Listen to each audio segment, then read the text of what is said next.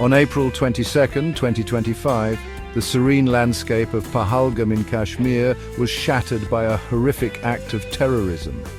26 innocent civilians lost their lives in the attack, sending shockwaves through India and the international community. India swiftly launched Operation Sindoor, conducting airstrikes on suspected terrorist camps across the line of control in Pakistan-administered Kashmir. These strikes, according to Indian officials, were precise and targeted solely at terrorist infrastructure. India asserted that it possessed credible intelligence linking the Pahalgam attack to these camps and acted to prevent further bloodshed. The international community, while condemning the Pahalgam attack, expressed deep concern over India's actions, urging both sides to exercise restraint. Pakistan vehemently denied any involvement in the Pahalgam attack. They condemned India's airstrikes as an act of aggression and a violation of its sovereignty. In response, the Pakistani Air Force scrambled fighter jets, engaging in a fierce dogfight with Indian aircraft. Pakistan claimed to have shot down 2 Indian jets, capturing 1 pilot, while India confirmed the loss of 1 aircraft and the capture of its pilot. The downing of the Indian jet marked a significant escalation, pushing the 2 nuclear-armed neighbors closer to the brink of war. Tensions soared as both countries deployed troops and heavy weaponry along the line of control.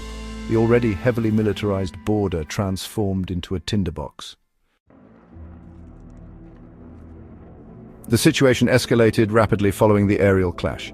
India and Pakistan, already locked in a perpetual state of mistrust, severed almost all diplomatic ties. Both nations expelled diplomats, further reducing channels of communication.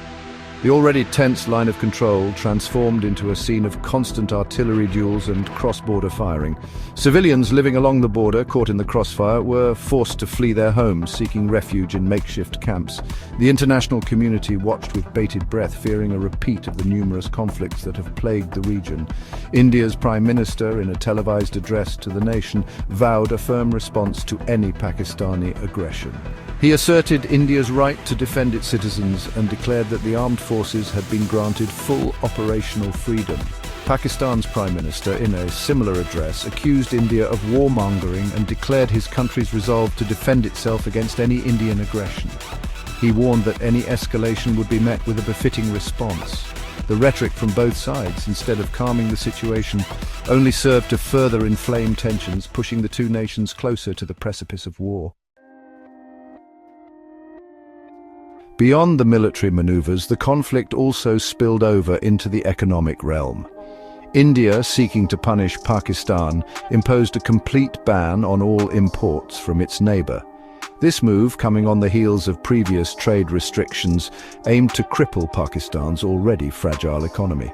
India also revoked Pakistan's most favored nation trading status, dealing a further blow to bilateral trade.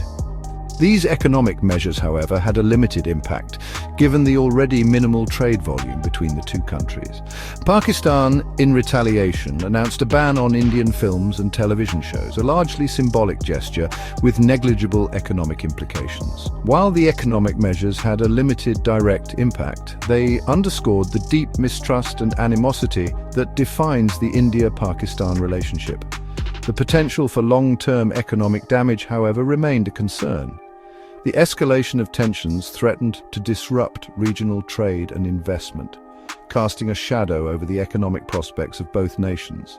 The international community, already grappling with global economic uncertainties, called for a de-escalation and a return to dialogue, emphasizing the importance of economic cooperation for regional stability.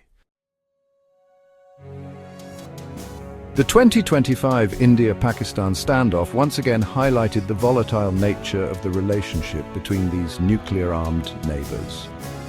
Both countries have significantly modernized their militaries in recent years.